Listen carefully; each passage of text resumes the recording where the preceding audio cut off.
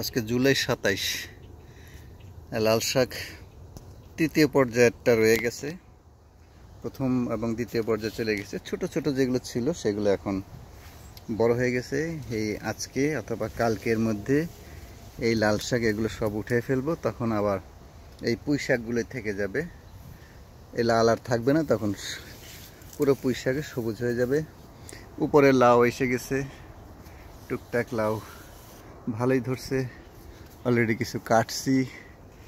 এখন আবার বড় কিছু হচ্ছে, হয়েও গেছে। আর এখানে লাল শাক উঠে গেলে পরে আর 10-12 দিনের ভেতরে এই পুরো ফাঁকা অংশটা লাউ গাছের ছায়া দিয়ে ভরে যাবে। এইখানে দুইটা লাউ আছে, এইটা বীজ হবে, এইটা খাওয়া হবে। এখন এইটার মধ্যে দেখতে সুন্দর লাগে, কাটতে মায়া লাগে, সবাইকে দেখাইতে ভালো লাগে। লাউ এরা সবাই এসে গেছে, এরা সবাই।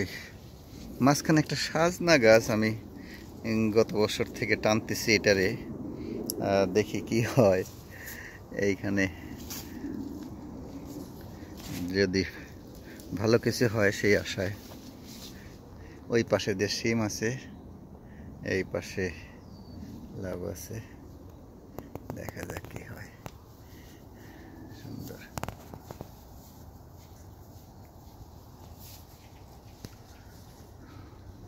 ফেরোমন ট্র্যাপ, যেটা ইয়েলো স্টিকি, এটা দিয়ে রাখছি যাতে লাউ গাছে লাউয়ের মধ্যে এসে পোকা আক্রমণ করতে না পারে। প্রতিরোধ ব্যবস্থা। এই লাউ কিছু রয়ে গেছে এইখানে।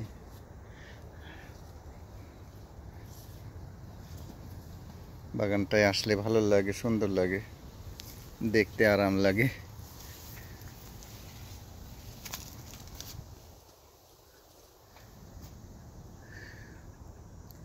সবাইকে ধন্যবাদ, সবাইকে ধন্যবাদ, সবাইকে ধন্যবাদ। আমি কোথায়, আমি একটু আমাকে দেখাই দিই। এই যে আমি এখানে লাউগুলোকে একটু দেখি। ধন্যবাদ সবাইকে, আল্লাহ হাফেজ।